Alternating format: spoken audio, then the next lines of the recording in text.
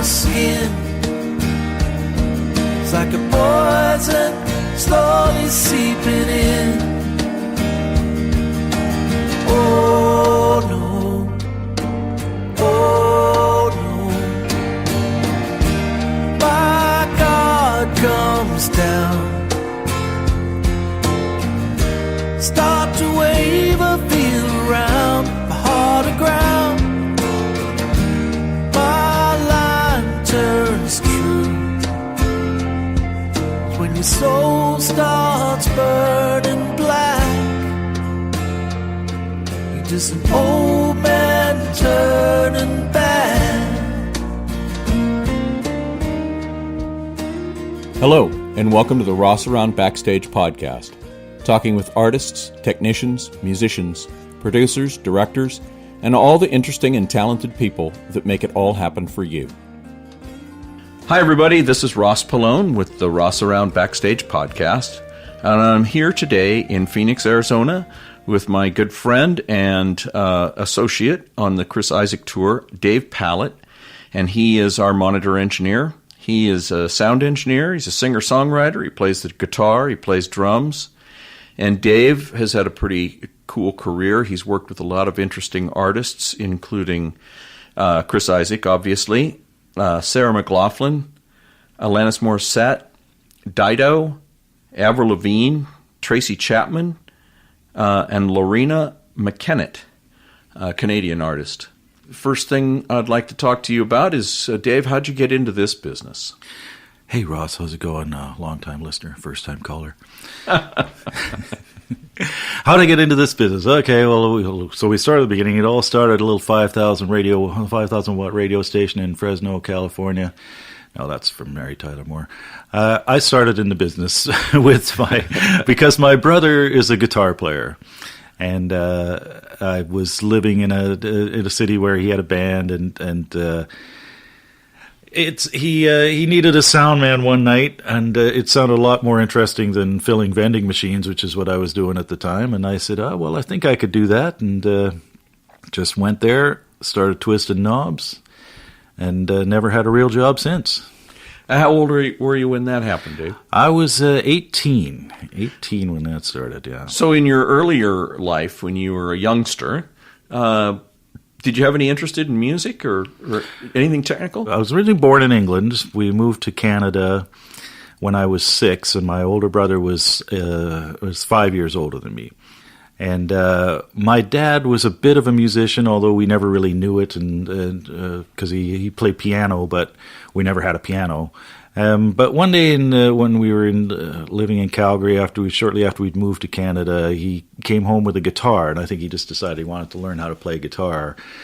And it was this cheap old acoustic guitar, and he hardly ever played it, and it ended up with the bridge lifting off, and so he hung it on the wall. It was like an art piece. It became an art piece, yeah. And then at one point, my older brother took it down and fixed it and started playing. So around the time he would have been 16, I would have been 11. We both sort of started playing guitar, but of course, being 5 years older than me, he quickly left me in the dust and get lost kid. But I sort of continued to play. But he went on and had friends that played electric guitar and stuff, and so he started with bands. And so he started playing young, and then I continued to play, but I didn't find people. I found friends that played, but not in band type situations. I had a friend that I used to go over to his place on Saturday afternoons, and we'd sit around and play Neil Young and Gordon Lightfoot on our acoustic guitars and stuff like that. Just hobby type. Just hobby, yeah. Not really thinking of serious. From the early get-go, I loved to play and sing. I was always singing, one of those kids that would sing the commercials. I drove my parents crazy. I would mock all the commercials. I'd know every commercial on TV, and if there was a little jingle, I'd sing along with it. And so, yeah, soon and almost immediately that I got a guitar, I started writing music essentially. But I'll never forget when my parents caved in and bought me a guitar. It was a plastic guitar with little nylon strings, and And within a couple days, I picked out a few notes, and I told my mom, "Look, Mom, I wrote this song." And being English, you can't just do stuff like that. You have to do it properly. You have to go to university, and you've got to learn music. So my mom sort of mocked me and said, "Oh, you didn't write a song. You've just, But yeah, and that didn't discourage me at all. But I continued to. As soon as I knew a few chords, I started writing songs, just making stuff up, and getting back to the original question, how to get into the business? Was that where we were going with this one? That's okay. I want to hear all that stuff. So I want to know that. Yeah. So my older brother, like I say, he became a guitar player. Big disappointment to the family. My parents being very English. The only proper way to live life was to go through school, go through some more school, get a job, a career, and that's the end of that. So my brother, big disappointment, but he continued on and played in bands. And once I left school, I lived in a town where there weren't really very many jobs.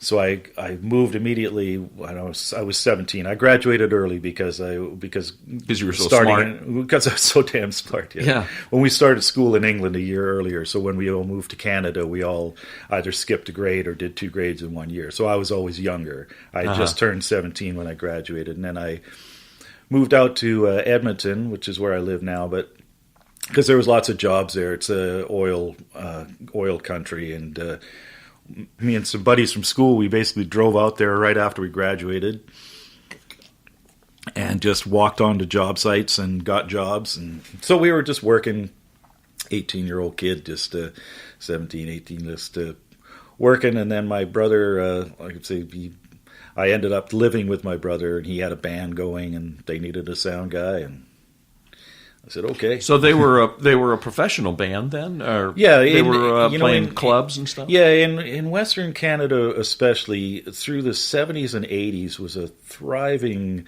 bar band scene. We called them bar bands. They're top 40 bands, cover bands.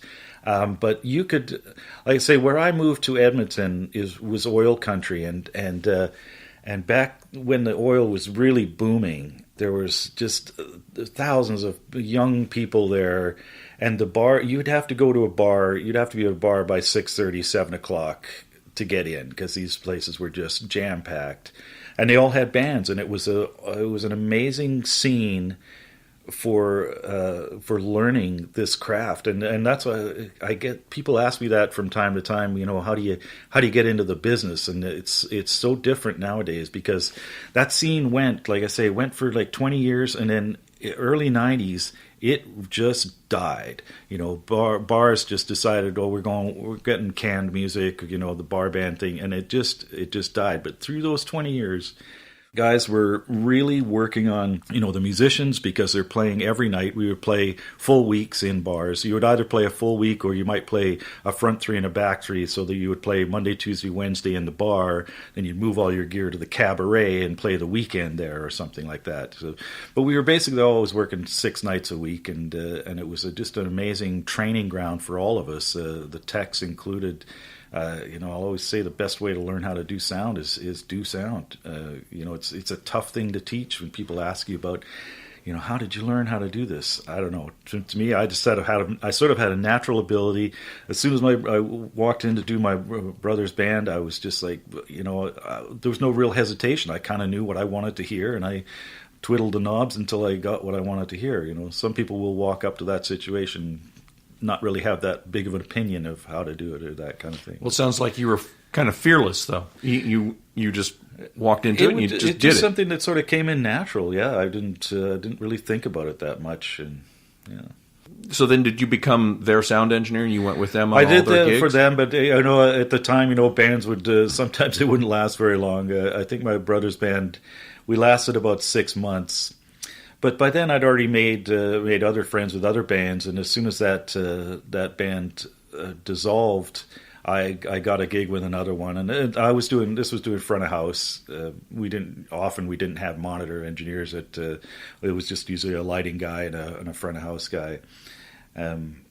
mix monitors off a front of house console. Or we might have had a monitor console. We would just set it up and leave it by the side. The band might, dick around with it. But yeah. Mm-hmm.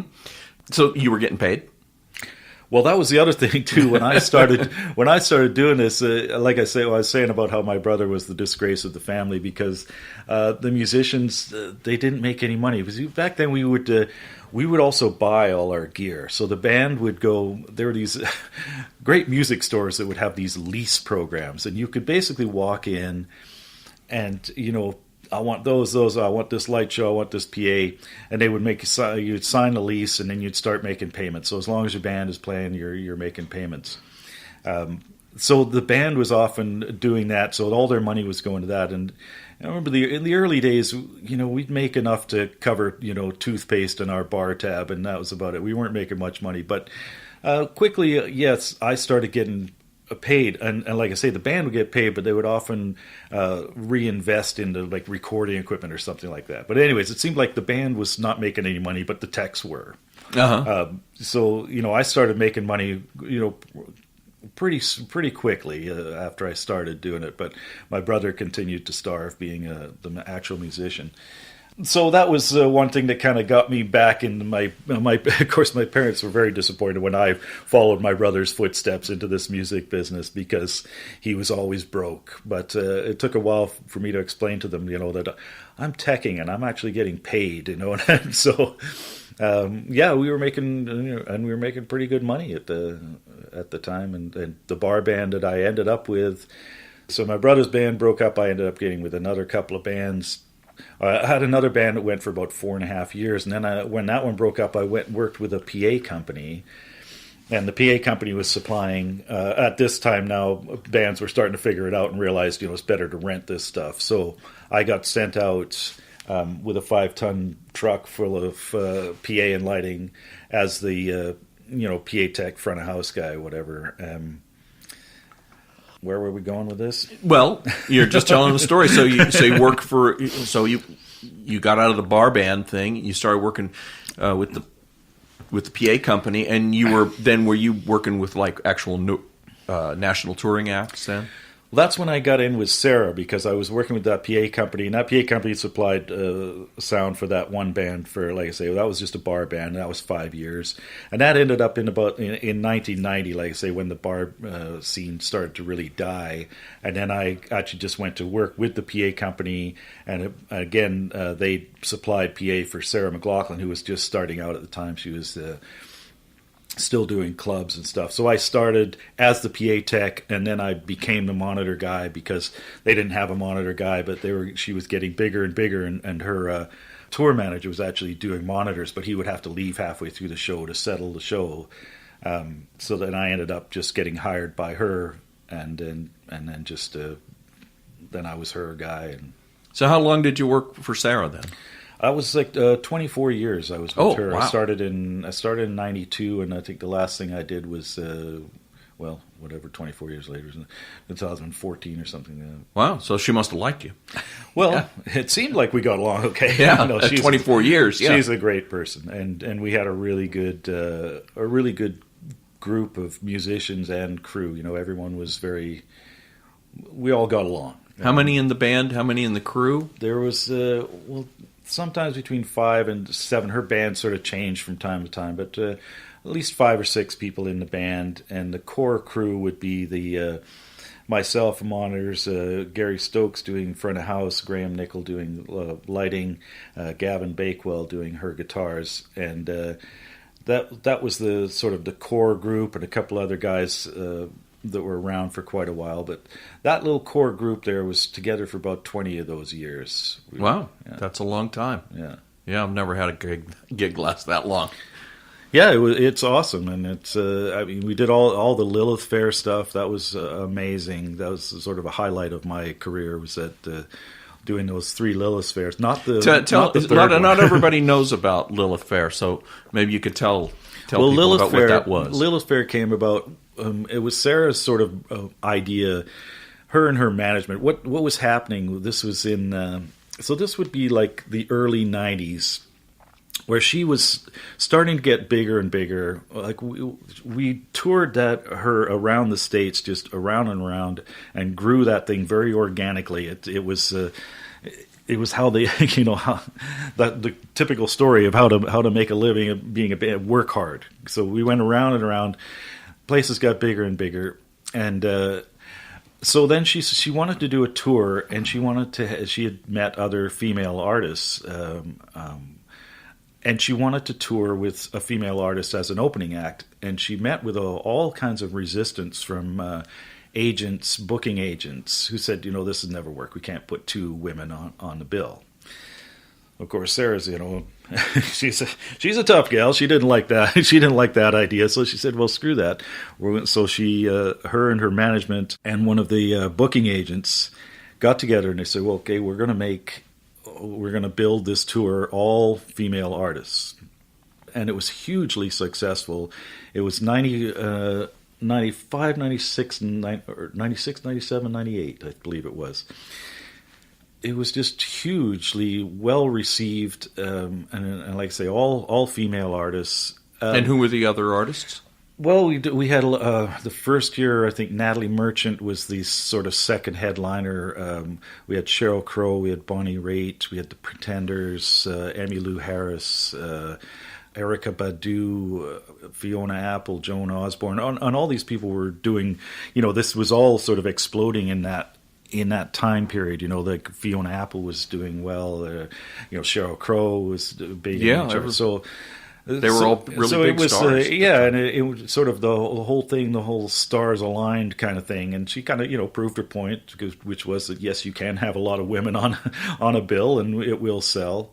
So did it change artists from week to week, or was it month to month, or each year? The thing, we normally had at least one sort of other headliner like Sheryl Crow, or Natalie Merchant, that would do the whole run, but there were people that would jump on and off, do a couple of weeks, because the middle one was the biggest. I think we did like 60 shows. It was just like solid through the summer.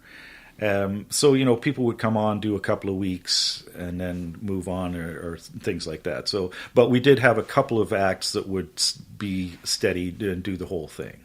Mm-hmm. And then always with Sarah headlining the whole thing. Okay, all right. And so did they? But it was all one band, though, right? The band didn't change for the different artists.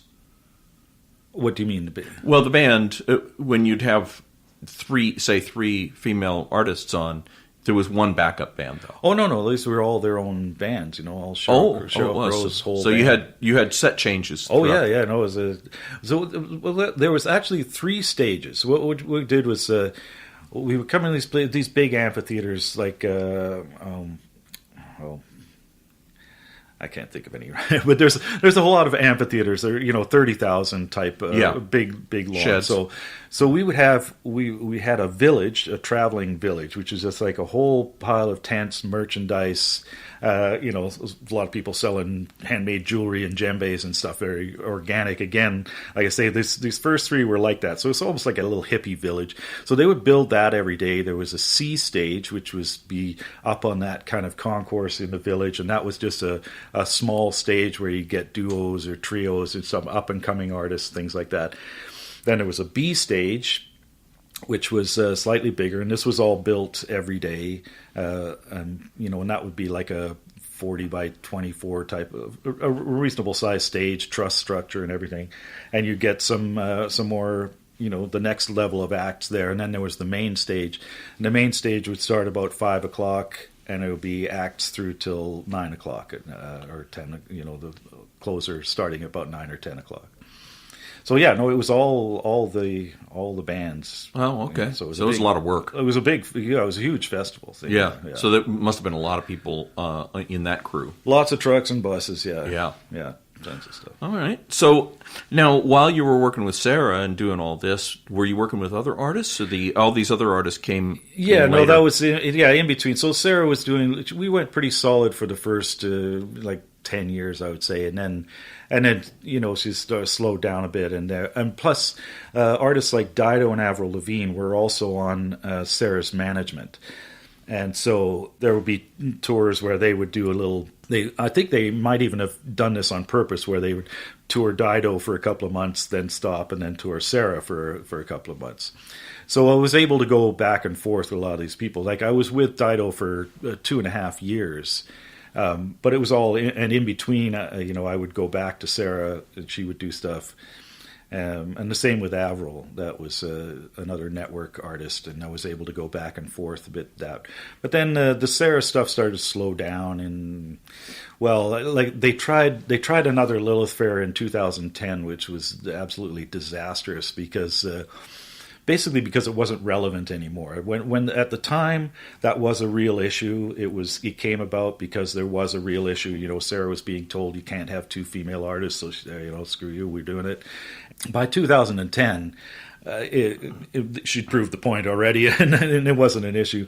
And so they tried it again, and like I say, it just wasn't really relevant. It was pretty disastrous. I mean, it was kind of sad because, in the ones in the 90s, we're doing 30,000, 40,000 people. And then in 2010, it's like 3,000 or 4,000 people. I mean, literally just in the same big venue. Yeah, terrible. And they were expecting big things, and they had prepared, and then they had to cut their budget by millions of dollars, and bands, artists were dropping out left and right. So, but we continued on. She's a real trooper, and she did it anyways, and probably because she had commitments. But they'd gone for a lot more corporate sponsorship. So instead of selling djembes out of the village, they're selling Volkswagens, So to me, it was kind of sold out. It seemed like a bad idea, but anyway. I guess you don't know until you try it, right? Well, yeah, I guess so, yeah. You thought Sarah, she was a nice person to work for? Sarah's awesome, very down to earth. Like when and the other good thing about that is we all started together. We myself and the front of house guy were both from the bar band scene in Edmonton and Alberta area, and we knew each other. And the tour manager, we were all front of house guys that we knew each other from doing the bar bands. But, one of the guys had gone on to start working with management, and so he was tour managing Sarah, and then the other guy was a front of house guy that he had done lots of stuff in the bar band era too. So when we started, like I say, she was relatively unknown, so we were all on the same bus. We were all hanging out together, which is a good thing when you're working with young artists, where you can sort of educate them on some more technical things as you go along. You'll get some young artists nowadays, if they have never played and they come into some place and it's a small club and you're having trouble getting the monitors loud because the ceiling's low, but you can't explain it to this person, they just demand. But but Sarah was really cool in that, if we explained stuff to her and she understood it, then she could work around it. And this was before in-ear monitors. Yeah, in fact, that's where I got started with in-ear monitors because of Sarah. Somebody in '94, that's when I first started to introduce the in-ear monitors. And back then it was little Sony earbuds because Peter Gabriel was doing that. He was one of the pioneers of doing the in-ear monitors, and the transmitters and stuff were so horrible. It was just, but yes. Getting back on track. So Sarah is a great person. She sang at my wedding. She, we were all kind of friends. We were all friends. Everybody was, and so, and when you work closely together, that shared experiences, you tend to be closer knit group. And Avril Lavigne, she was really young when she started. And were you with her at the very beginning? Yes, she was 17 or yes, something. She started, in that was about, I think, 2001, I think, or something like that, 2002. And again, she got signed by Network, which was Sarah's management company, not hers, but the one she was signed with. It's out of Vancouver. And Avril, that was a difficult one because she was literally myself and there was about 4 members of the crew, and we'd all worked together with Dido, and we were a tight little group, but we were all basically as old as her dad. Yeah. And as you get older, that seems a little less significant, but when you're 17 and somebody you're working with is as old as your dad, we definitely had difficulty communicating. I'd be standing on the side of the stage, and And she'd turn to her guitar player and say, I can't hear my guitar very well. And I could hear what she was saying, and I would get on my talkback mic and I said, "Hi, Avril, it's me, Dave. I'm over here." I think she just had had difficulty talking to old folks, But That's funny. But we eventually started getting along. But yeah, it's difficult. It was like having a little sister or something like that, And it was tricky, and hanging out with people like that too. They're sometimes being bad kids because they're only 17 and we're down in the States and they can't drink, but they're trying to get into bars and stuff like that. So we had to almost babysit them. I think I don't want to I better not go too deep into that. But anyways, yes, that was an interesting and challenging gig when you're in your mid 40s and you've got somebody who's 17 and you've been doing it for 30 years and they're just starting, but she blew up. I mean, she was going huge almost immediately. Huge, yeah. That was we could tell that, because we started off doing a couple of little clubs, and I remember we just played the Commodore in Vancouver, the Commodore Ballroom with Chris, but we did that with Avril, and I'll never forget. I went out to get something to eat.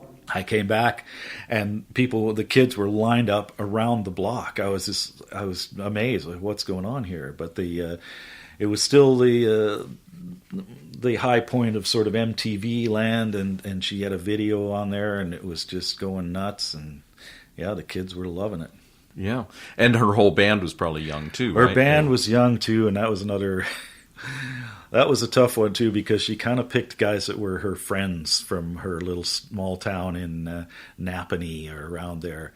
And some of them, the guitar player was super talented. He was a young kid, but he actually was the one that wasn't from there. But a couple of the drummer and the bass player, and they weren't, how should I put this delicately, all that experienced as musicians, let's put it that way. Right. And I understand. And you start playing in front of big crowds, it's like, the band should be a little bit better here, Uh-huh. And eventually, I think they did. They after I was done with her, they went and got some professional musicians and upped the game a little bit. But Tell us a little bit about Dido. I remember her having a hit. yeah, Dido was another. She was quite the success story as well.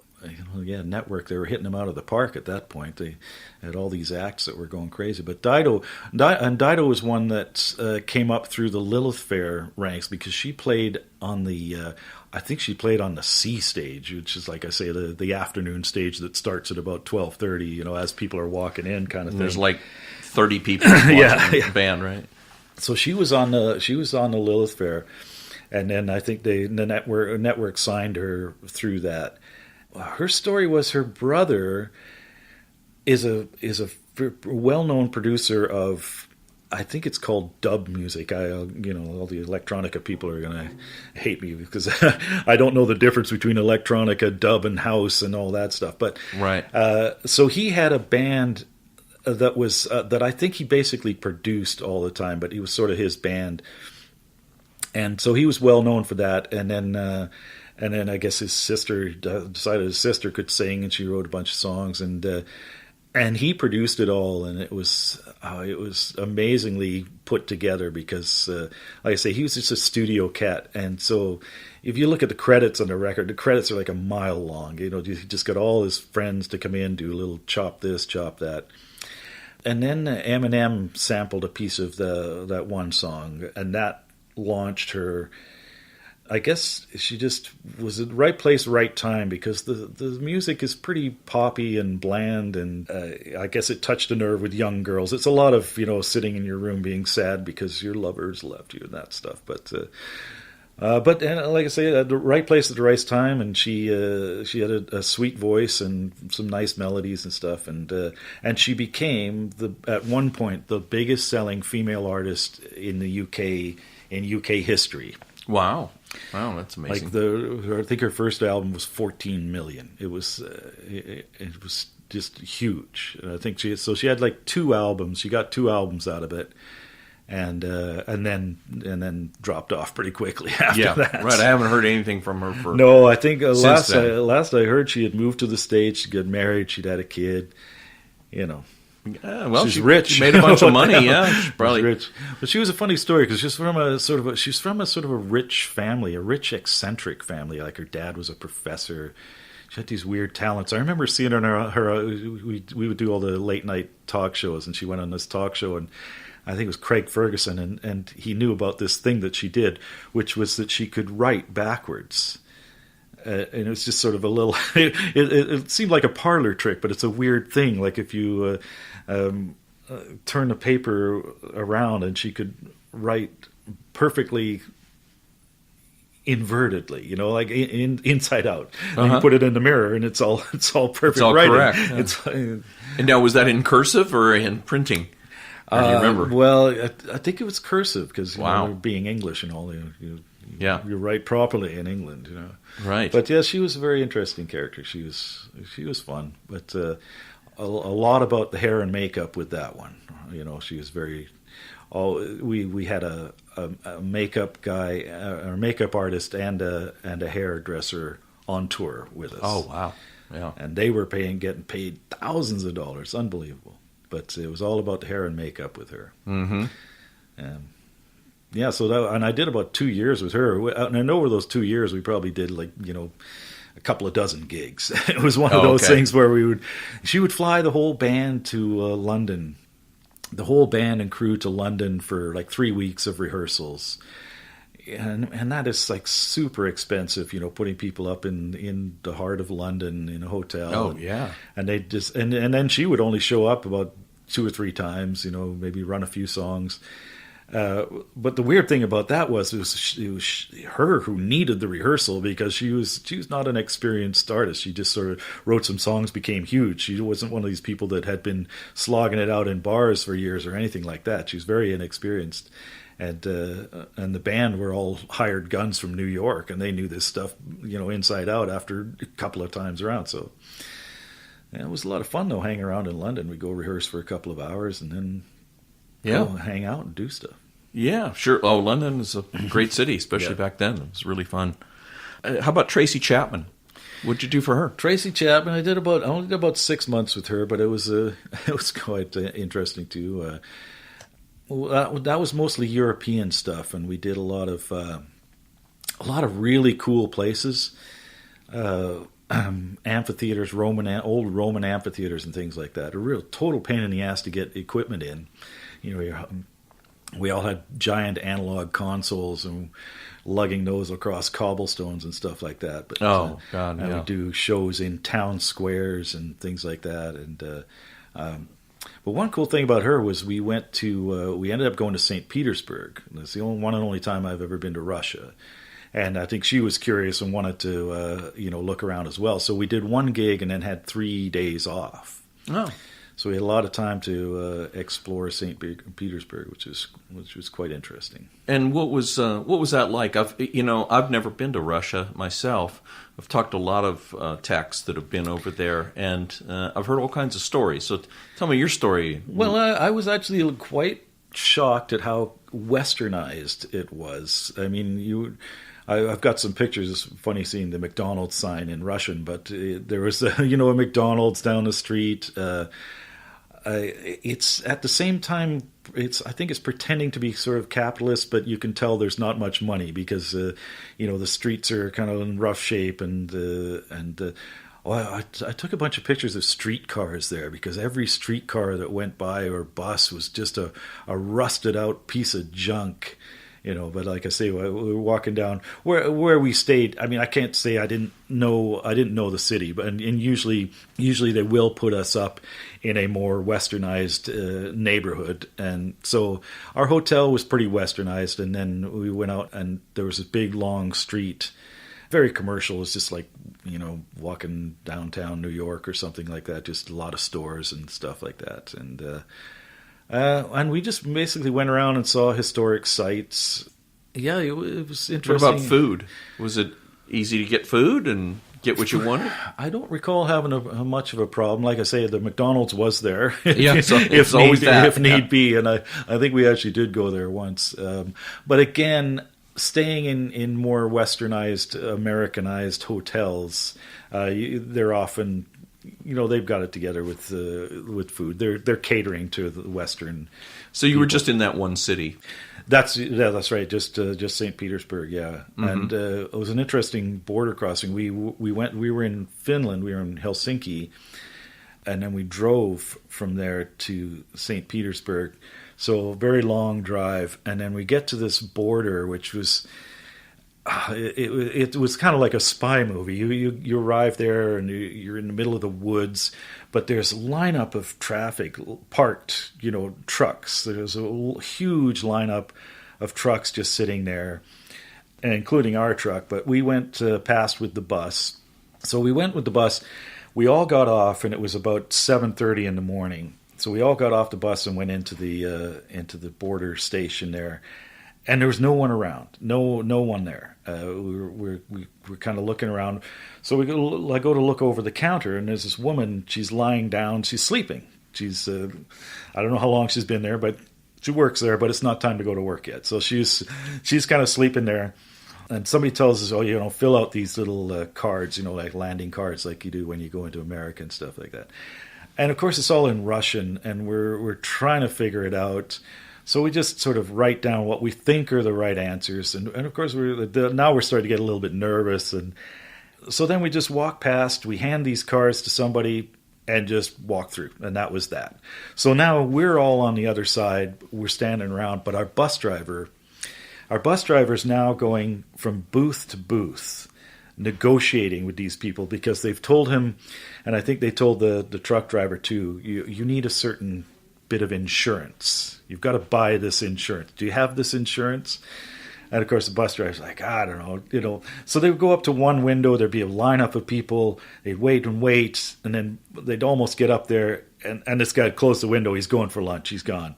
So he just walks away. So then everybody runs to the next booth, and because there are all these bus drivers and truck drivers are all going through the same thing. It's basically just some kind of, I don't know what was going on, some kind of bureaucratic shuffle, possibly some shady dealings. At one point, there was a sort of one guard that seemed to be very in charge, but he's got his shirt untucked and half undone. He's smoking a cigarette, but he's obviously the man. And at one point, him and another guy get into this black Mercedes that's parked there, speed off. Everything sort of stops, and then they come back about 20 minutes later, and then it all starts up again. And wow. just a very weird scene, but they finally got through. Ended up just getting through, and it all seemed like it was all just, I don't know if somebody was having to be paid or if it was just a bureaucratic thing. They're trying to keep their jobs. I don't know. Like I say, it was very weird. We filled out these cards, just handed them. They didn't even look at them. They just They just wanted us to fill these cards out. Well, Tracy Chapman, I'm a fan of hers. I like her music and her voice and stuff. How was she to work with? She's an interesting character. I think she's a very sort of private type of person.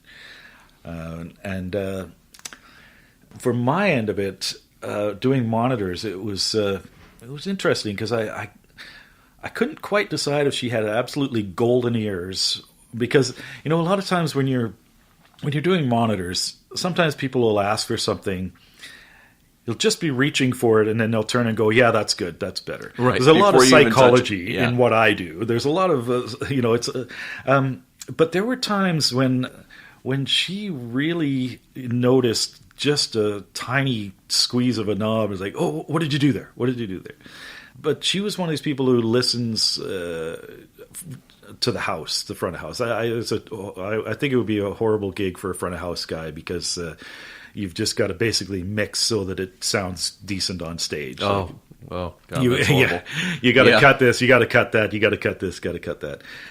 And I think she's also a little bit of a stage fright thing because basically we sound check from whenever we're set up. As soon as we're set up, we start sound checking until like 5 after doors.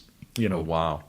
I mean, she would just hours, 3 hours of going through things, and then a lot of times she would take one of her songs and play it like a reggae style or something. The band would all get into it. They'd all go, "Yeah, that's great. We should do that. We should do that tonight." And they never ever did that. Oh, so okay. It's a good idea when nobody's in the house. So she right? either likes jamming, or she just wants to be, get comfortable on stage, or is just bored. I don't know. But yeah, I loved her music too. It was a kind of an interesting band, but I think it missed the mark. They decided not to have a bass player. Oh, which to me is a huge mistake. Yeah, me too. And it came off like that. The idea was that the keyboard player would cover bass lines, but it just never really works out very well. No. So it was a bit of a weird band. So it was her, another guitar player, and this guitar player, I can't remember his name. It was Joe somebody or other. But he was also a guy that used to write for Guitar Player magazine, and so he was a real gear nut. So they had, between the two of them, like Tracy had a pretty good, decent-sized pedal board, and Joe had this pretty weird pedal board. So they had they could make all these weird sounds. But again, they do a lot of that in the afternoon, but not a lot of it during the show. So anyway, so this is Joe the guitar player, there's Kiki playing keyboards, and then this guy named Quinn was the drummer. Oh, it was Kiki Ebsen.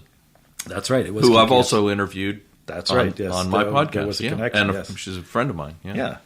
And then this guy Quinn playing drums, and he had the weirdest drum kit. I don't think there was a normal drum in this kit. It was made up of first a giant, like 28-inch, one of those old 28-inch kick drums. Oh, yeah. And he would have he had a marching snare, a couple of other different weird snares. He had some drums that had actual cowhide with the hair on, skins on them, and he would just, and at one point he would take a wine bottle and set it on there and play it like a cowbell kind of thing. Just weird noise. It was very cool. He was a very good drummer, and the stuff that he was doing was very cool. But like I say, I think they really missed having a bass player. But it was like I say, an interesting experience. We did a lot of this European stuff. I went to Poland. I'd never been to Warsaw. We did a gig there.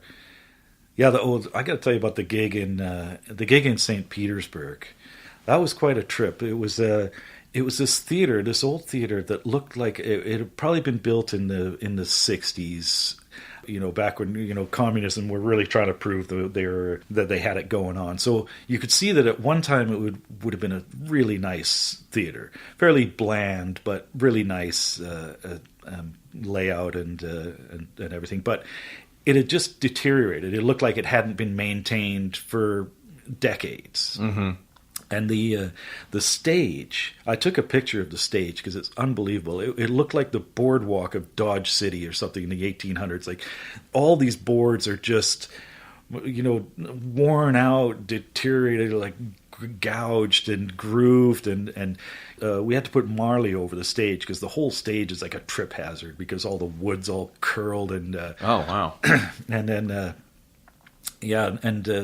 and the crew were Red Army delinquents. So these were all these kids that were sort of on work detail. They'd been bad kids in the army. And they were real dicks. You could tell that they were just slagging us off constantly because we had we had a PA and some fairly heavy stuff, and they had to lift some stuff, and they were not liking it, and they were smoking cigarettes in the back of the truck, which is something we don't.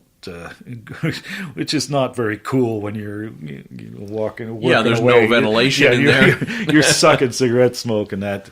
And we had this. They had this one little, young English girl who was our lighting tech. She had a very high voice. She spoke like this. She was very proper, very quiet, and these guys were just giving us a hard time all night long. You knew that they were slagging us. We'd bring something in the truck, we'd say something, and then they'd turn to each other and so what are the guys just laughing away at us, right? And just totally disrespect us.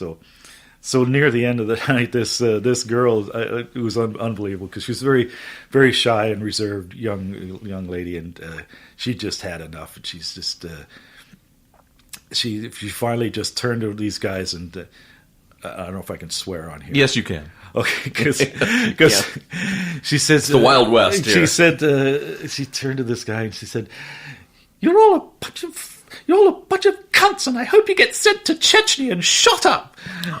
It was just like, and they didn't. I don't think they spoke English, but they got it. They understood Chechnya. I'm kind of They probably understood the word Chechnya because that was when all that was going on. But I couldn't believe this girl. She just had enough. She just turned to him and just laid into him. That's great.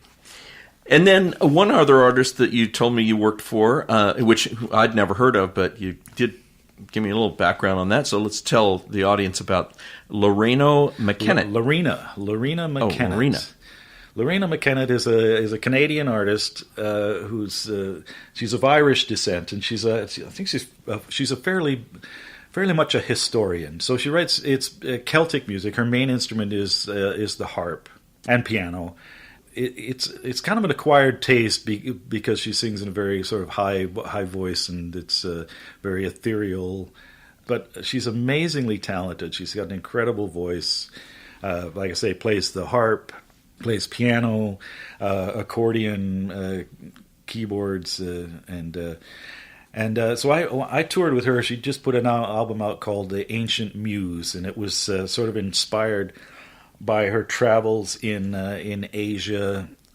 She took the Orient Express and traveled on that, and like I say, she's quite a history buff. So a lot of this had to do with the Silk Road, the trading in Iran and Iraq areas, and so there's a lot of sort of Eastern influence. Now, when I worked with her, she had a 10-piece. It was a 10-piece band. There was a guitar player who played oud and bouzouki, as well as regular guitars. There was a guy that played the hurdy-gurdy. Look that one up. Google that, because I can't explain that. Yeah, it's like we've talked about that. An before. automatic violin is about the closest I can come to. Yeah, it's an amazing instrument, and this guy was super talented at it. And he also played percussion. And then we had an actual percussionist. Congas, all the hand drums, the whole bit. Then we had a drummer with a big full-on drum kit, Tal Bergman, who went on to play with Joe Bonamassa, I think, most recently. Awesome drummer. Tim Landers playing bass. I know Tim. And he had played with John Tesh. One of those jazz guys before that. Anyways, I can't remember what it was. And then we had a actual lira player from Greece, and then a keyboard player who played violin, viola, tablas, accordion, and keyboards. Then we had a cellist, and then we had Hugh Marsh playing violin. So huge band and amazing sound. But that's where I kind of discovered Red Bull. Because it was, it is very Enya-like. Music's very. So long, you were having trouble staying awake through the show. long pieces of music, and then in between she would do long pieces of talking. But an amazing artist, amazing person. She started out as a busker. She fought tooth and nail. Is the words I'm looking for. For a record contract, and she kind of went in and really stirred it up with the record company. And she's basically done it all on her own, but she's sold millions of records. She's quite a success story, but just a tough woman. We were playing a place one time, and it was one of these places where the band played. It was a charity event or some kind. So the band played, and then they had to tear down, and then there was a dinner afterwards. And this was at a theater. And we could close doors, we could isolate, but we got to the point where we had all our gear packed up and it was sitting on the dock, and the union wouldn't let us load out because the dinner was going on. They didn't want us opening this other door, even though we were isolated by other doors to what was going on. They're just like, they weren't going to have it. Well, Loreena caught wind of this, and she was very supportive of her crew, the people that were doing the work. She was hugely supportive. And so she went back there and tore into one of these union guys and, just told him, we'll never play this venue again. And we still didn't get to load out, but it was just an example of, sometimes artists are very supportive and understand what we do. Others not so much. But, right.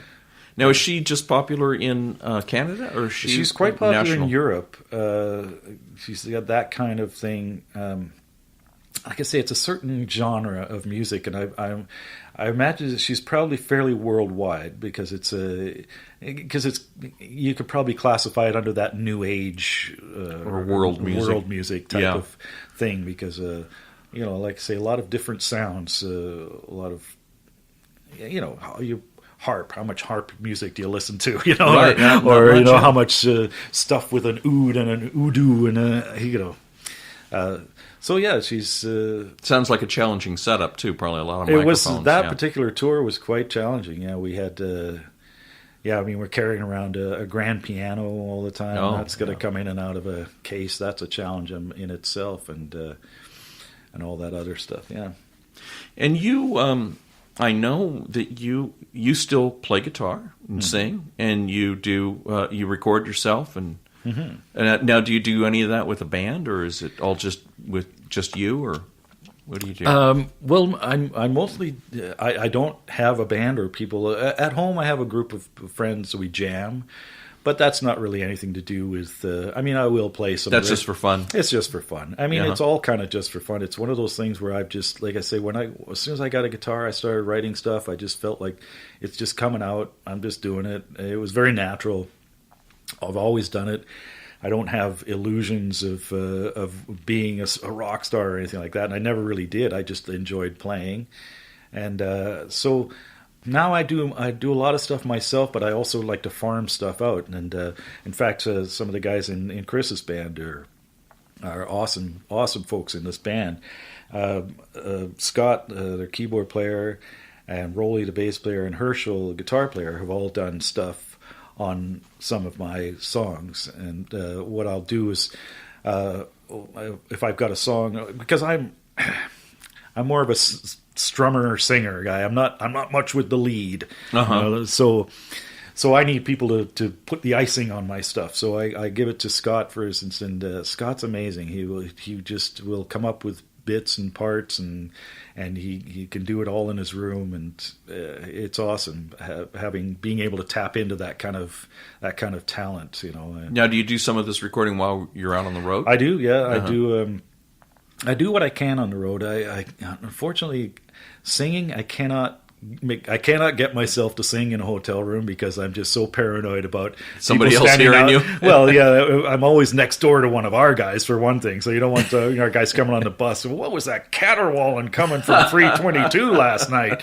Oh, that's Dave's room. Steer clear. So it's tough to do singing. Guitar, I've always carried ever since I've been on the road, I've carried an acoustic guitar and some kind of recording device. I used to lug around a Fostex 4-track, and now, of course, I got the computer and an interface, and I always set it up. And what I do a lot on the road, too, is I'll get a lot of stuff done at home, and then I'll do a lot of mixing on the road. Just, it's, something to pass the time. I sit there and remix my stuff, but... yeah, so no, I don't have a band or anything like that. I just keep doing original stuff. I don't know really why, just because you enjoy it. I enjoy doing okay. it. I like to think I'm getting better at it, and at some point, I do have illusions of possibly releasing something, but I haven't figured out quite how to get there yet. Mm-hmm. Well, you're going to release something because I as I told you before we started. So, we'll talk about this a little bit. We'll put something up here. Awesome. And insert it in a couple spots on this podcast, so people will get to hear Dave Pallett. Nice. Yeah. And I'm going to be a star. Yeah, you're going to be a big star. I'm ready for my close-up next to Dido.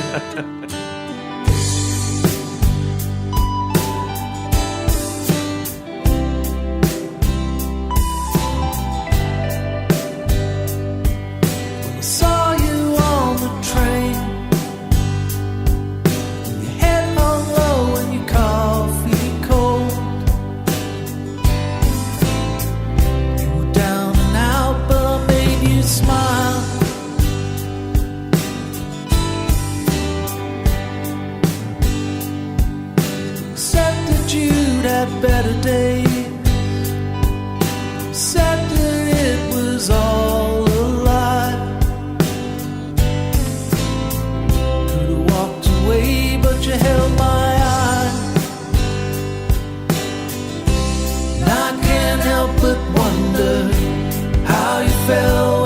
so strong.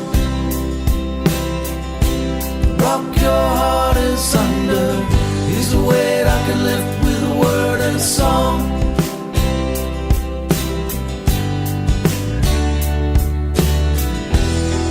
Cause you're one in a million.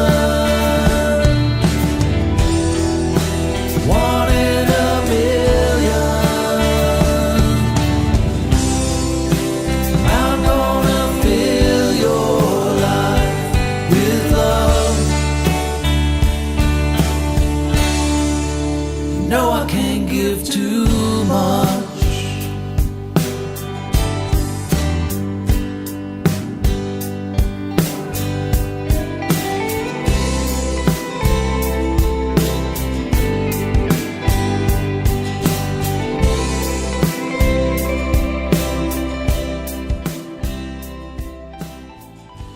And lastly, so we are out with Chris Isaak. You're the monitor engineer. I'm the front house engineer. And I thought this would be a good... yeah, remember I thought I'd seen you before, but I thought you were doing lighting. Oh, no. Okay. That's the other guy. Well, it's nice to meet you. I thought this would be a great opportunity to to kind of tell people, and I'm sure you've experienced this too, people come up and say, hey, how come there's another guy with a board up on stage and then you're here? Well, how come? So let's talk about that just a little bit anyway. Just kind of tell people what it is that you do. And well, this is what I do. So Ross is out there mixing basically a 2-track for everybody to hear. So he mixes the band. What I'm doing, the band needs to hear themselves. And what we used to do, we used to use, and they still do, what are called wedges, which are floor speakers that sit on the floor, and they're obviously a wedge shape so that they point back up at the artist. Because when you think about it, if you're on a stage and you're on one side of the stage and a guitar player's on the other side and a drummer's in between you, well, it's sometimes hard to hear what that guitar player's doing or what the singer's doing, because of all this other noise. So that's what we do with the wedges. So what I'm doing is making my board splits up into many mixes. Like I say, where Ross is doing one mix, one stereo mix. Are you trying to say that mine is easier and it's not as way good? Easier. So he's only got one. Okay. He's just got one little mix to take care of. But what I'm doing is I'm doing an individual mix or a mix for each individual player on stage, so that they can and. Getting back to the wedge thing, so I don't use wedges. We use what's called in-ear monitors, and they are basically they're custom molded earphones that like a hearing aid. So they'll sit right in your ears, and then I transmit to wirelessly to a belt pack. So that's how they can run around, or sometimes just a wired. I could send a signal just to an amplifier, a little headphone amplifier, and they plug into the headphone amp.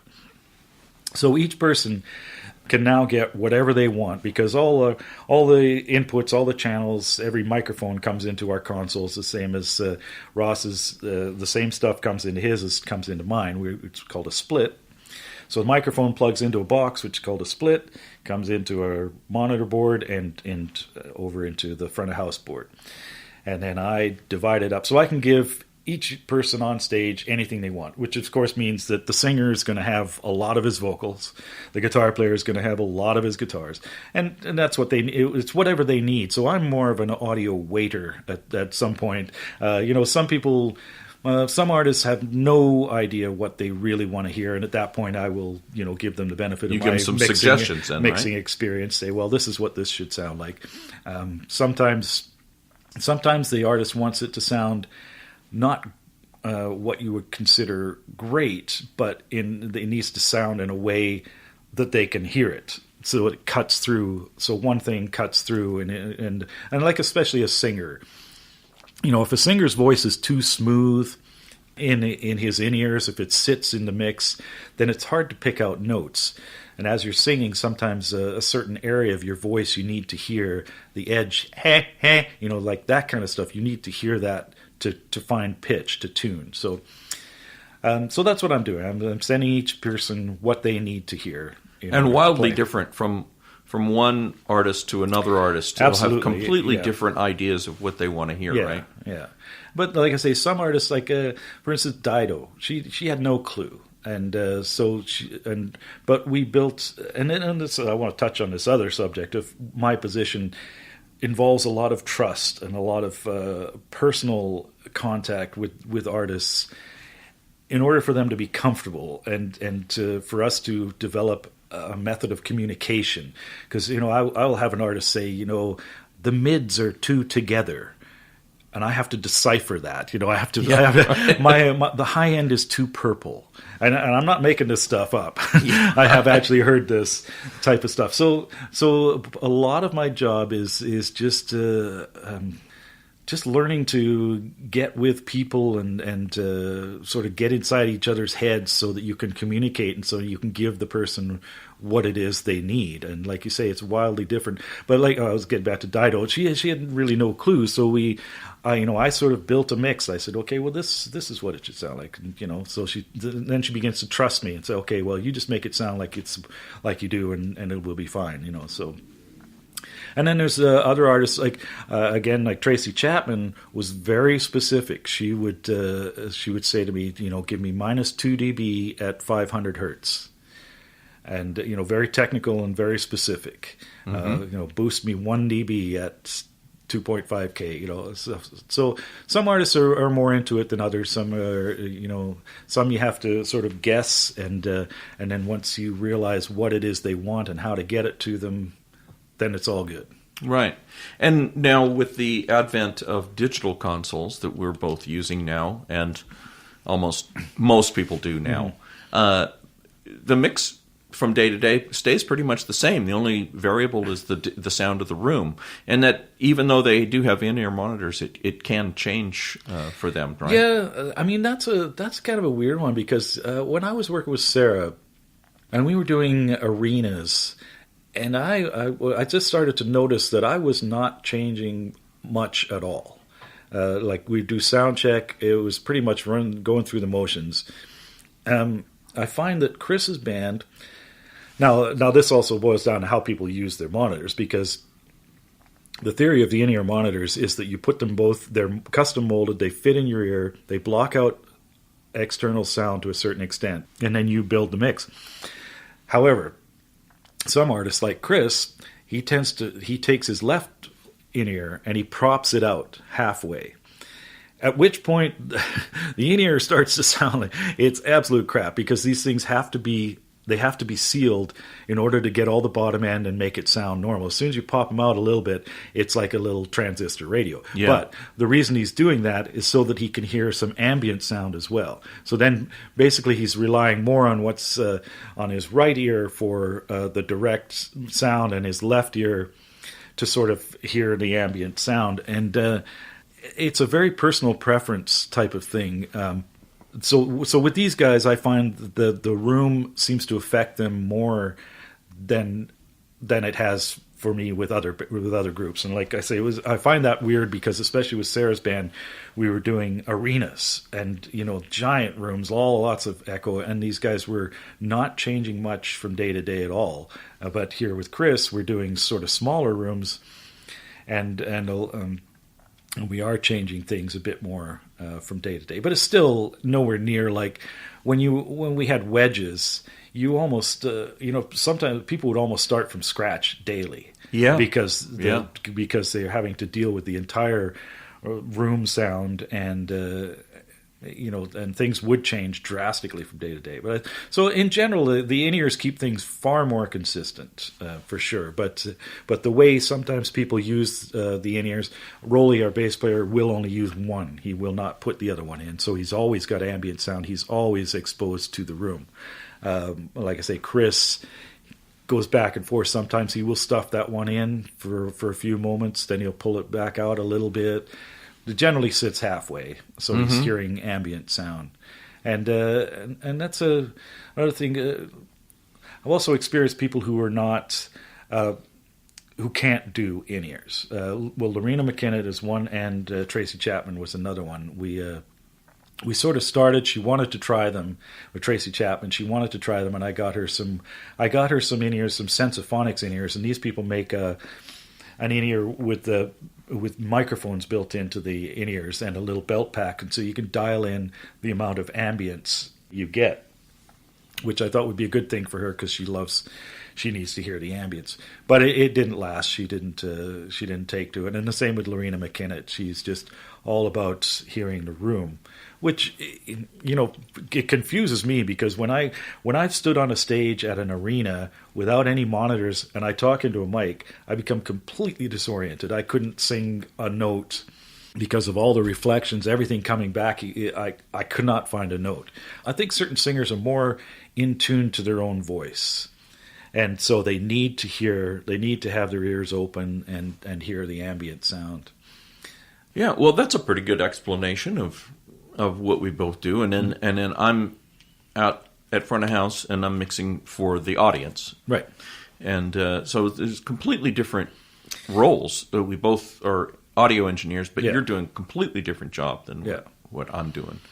And so I think that explains it pretty well. Yeah. So, Dave, what else? You're living in Canada, and have anything else that you want to look forward to doing in your professional career, or just keep working? Retiring was retiring. Yeah.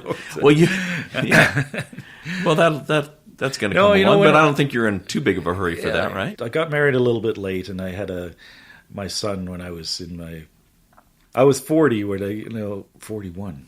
When I had my son, and I thought to myself at that time, I don't know how long I can do this. I don't want to miss my kid growing up and stuff. And so I had sort of an idea at that point that I may not last much longer, but he's 17 now, so and I'm still here. Yeah, you're still here. And he's all grown up, and he doesn't really need to have you at home. That's right. So now he doesn't need me. Yeah. So it's interesting. Same with me. Yeah. My wife is a professional, and so she's been working at the university for many years, and she's getting ready to retire. And over the last couple of years, we've gone to retirement seminar things, and they always talk about so when do you want to retire, and what do you want to and I realized that's a very difficult question for me, and I think probably for most of us in this business, we're doing it because we like it. Yeah. And it's like we enjoy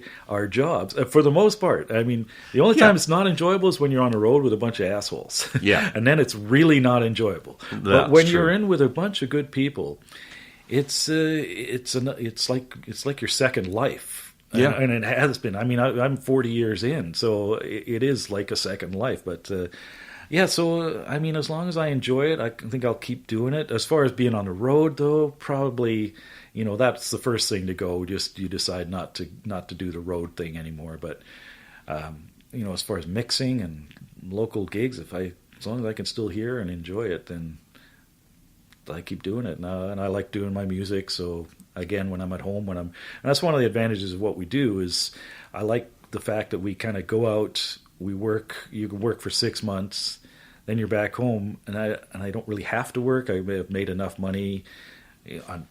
Plus my advantage is living in Canada where I live, and when I bought my house, it was $100,000. So right. I paid it off in a couple of years, and so yeah. As far as what I want to do, I just I like hanging out at home. I like doing music, and I still enjoy mixing, and I enjoy taking gigs with good people. Yeah, I don't want to.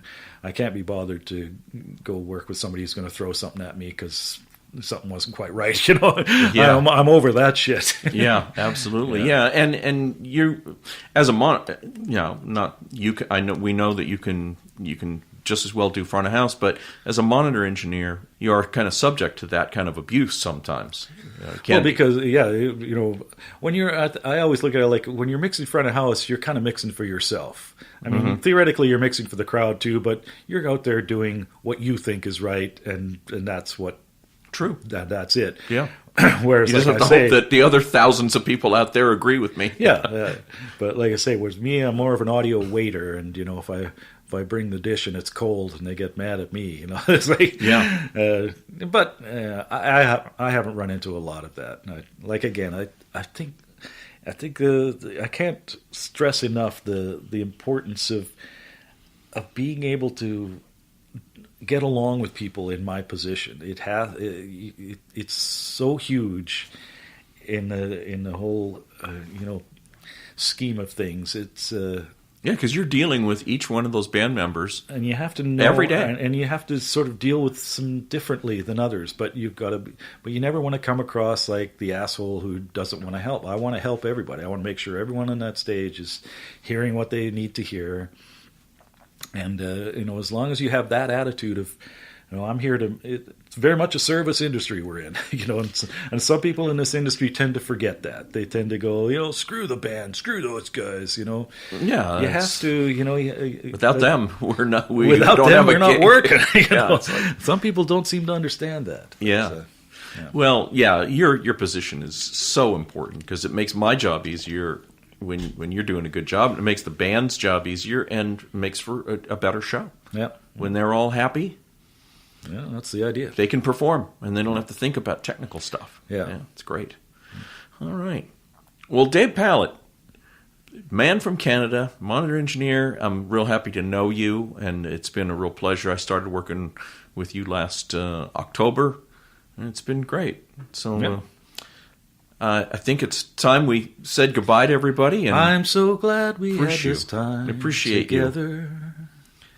All right, Dave. Well, we'll sign off. And thanks for coming all the way over to my room. Yeah, can I take an Uber? Do you validate parking? I got to get back down to 327. Oh well. Oh shit! I shouldn't have given my room number. I'll be long gone by the time this is in the air. Oh yeah. All right, Dave. All right, take care, and we'll do a show tomorrow. All right. All right. Bye bye.